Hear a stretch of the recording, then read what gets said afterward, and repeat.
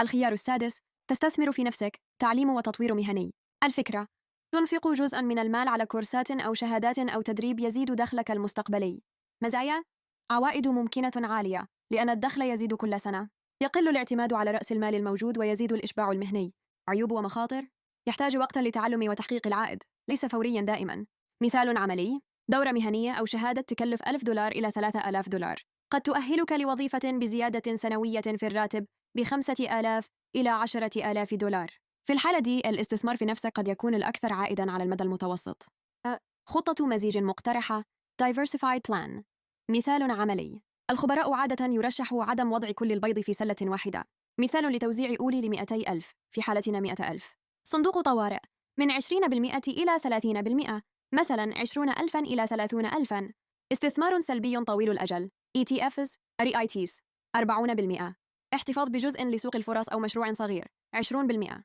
استثمار في نفسك 10%. هذه نسب مرشدة، عدلها حسب عمرك، ظروفك، وتحملك للمخاطر. نقطة مهمة: الضرائب والقوانين. لو أنت مقيم ضريبياً في الولايات المتحدة، أي دخل حتى لو مصدره خارجي لازم تبينه في إقراراتك. قبل ما تحرك مبالغ كبيرة، استشر محاسب ضريبي مرخص CPA يفهم قوانين الولايات المتحدة والاتفاقيات الضريبية مع بلدك. شكر من القلب في النص. وقبل ما نختم، شكر كبير لكل الناس اللي عملت سبسكرايب ولايك وكتبت كومنتات في الحلقات اللي فاتت. دعمكم هو اللي بيخلينا نكمل ونوصل محتوى عملي ومفيد أكتر. الخلاصة سريعة جداً: ابدأ دائماً بصندوق طوارئ. لو ميولك أمان، استثمر تدريجياً في صناديق مؤشر وادعي نفسك.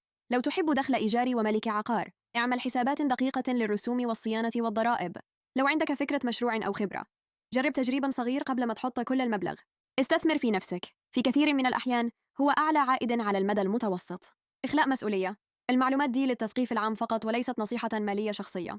ظروف كل شخص مختلفة، لازم تستشير مستشار مالي معتمد ومحاسب ضريبي قبل تنفيذ أي خطة.